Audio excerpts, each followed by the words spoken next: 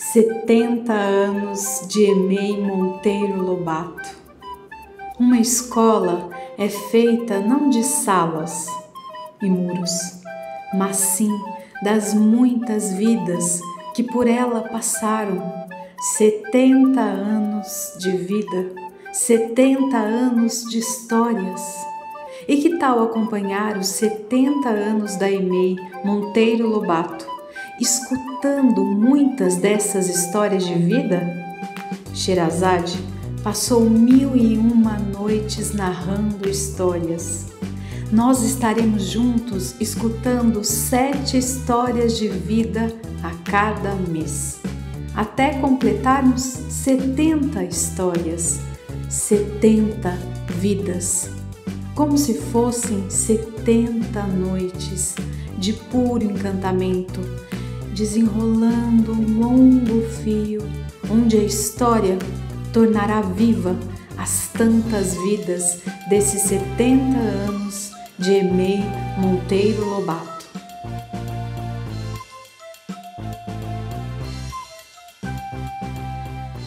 No encontro entre 2 rios, em terras baianas, um português deu as terras como sendo suas, nomeando-as de Barra do Mendes, hoje uma cidade. Desde sua origem, quer dizer, desde o carimbo dos brancos num papel inventado por brancos numa lei de brancos, aconteceram muitas brigas de coronéis pela posse dessas terras. Na zona rural de Barra do Mendes existe um povoado chamado Melancia. Neste lugar nasceu Fernanda. Sua tataravó materna tinha sido escravizada numa fazenda de Salvador. Ela e o filho do dono da fazenda fugiram para essa região num tempo longínquo.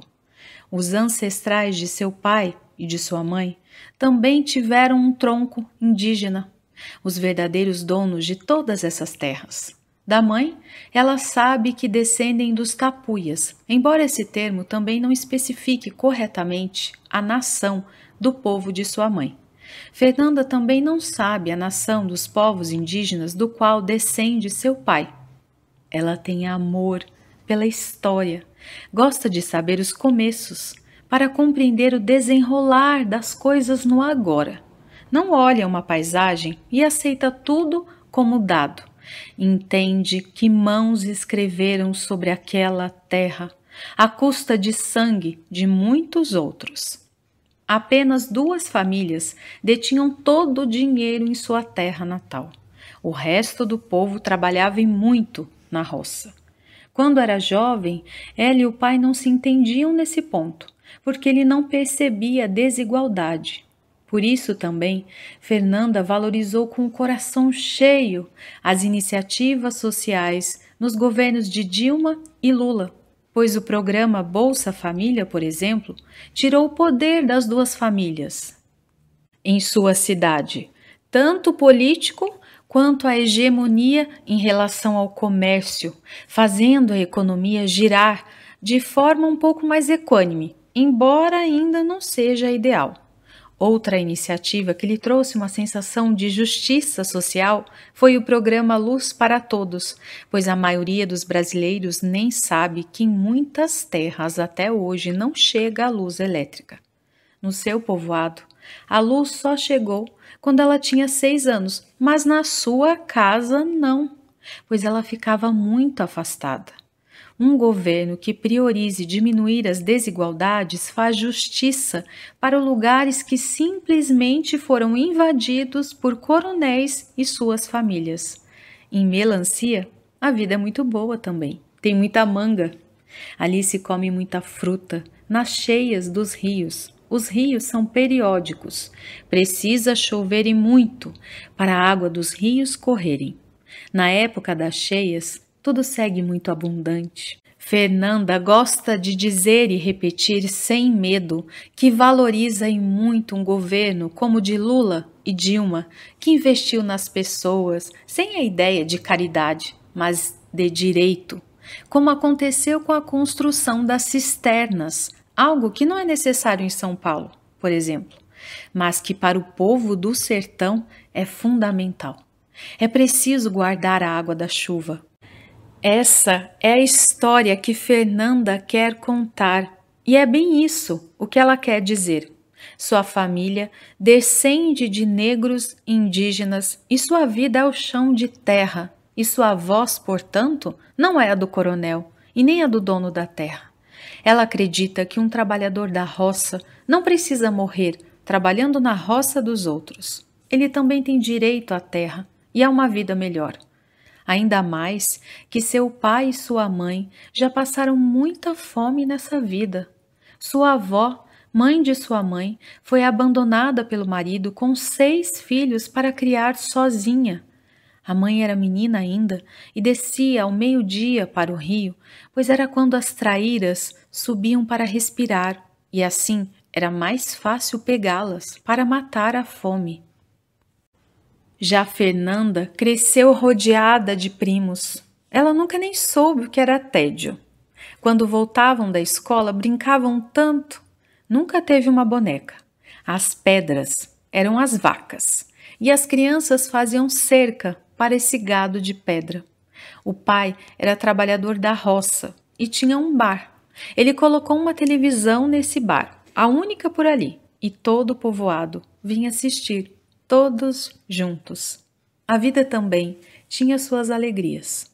Quando terminou o primário, precisou cursar a 6ª série na cidade, pois na roça não tinha. O pai comprou-lhe uma bicicleta. A ida para a escola era boa demais, mas a volta era difícil. Sol muito quente e muita fome. No magistério, tinha transporte de caçamba para ir à escola. Formada no magistério, foi para Porto Seguro trabalhar como garçonete. Depois, veio para São Paulo. Trabalhou aqui primeiro como recepcionista e em seguida como babá. Engravidou de seu filho Bernardo. Infelizmente, nunca teve apoio do pai. Ele nem sequer registrou o filho. Fernanda é mãe solo, mas conta com o apoio da sua irmã. Vivem ela e o filho na Brasilândia. Antes moravam com primas, irmãs, dividindo aluguel, mas elas voltaram para o Nordeste. Fernanda sente tristeza e nem quer sonhar mais, porque quando pensava em São Paulo, via muitas oportunidades. Lembra de quando os parentes que moravam aqui iam para o Nordeste, levando tanta coisa, chocolate, tanta história, que parecia que a vida era mesmo muito boa. No entanto, a vida é dura demais, mais do que no sertão, porque lá tem a seca, mas sempre cai a chuva e a vida viceja. Em São Paulo, é sempre seca para alguns e sempre chuva boa para outros. Morar em sua cidade também não é possível hoje em dia, porque não tem trabalho. Fernanda não é uma trabalhadora da roça. E de onde tiraria seu ganha-pão? Um grande dilema que faz sofrer tanta gente nesse Brasil. Como sair de uma grande cidade? Ela diz que não sonha, mas seus olhos brilham quando ela fala em estudar história, quando conta do gosto que tem em saber quantos caminhos guardam um só caminho. Quais pessoas traçaram aqueles caminhos? Quais foram impedidos de traçar aqueles caminhos? Quais os silêncios de uma história? Quem escolheu o que seria dito? E isso não é sonhar? Tudo que brilha aos olhos, tudo que guardamos no coração é feito de sonho. Bernardo, seu filho, é sua grande alegria. Nascido em São Paulo, ele gosta mesmo é do sertão. Ele passou pela EMEI Monteiro Lobato e aproveitou bastante do quintal que a escola é, porque ele gosta do chão de terra. Essa é a voz de Fernanda. Ela é uma migrante nordestina que busca um lugar ao sol para ela e o filho, e bem lá no fundo para o seu sonho. Que essa história não lhe deixe esquecer que poder estudar história é uma outra história que ela ainda há de nos contar.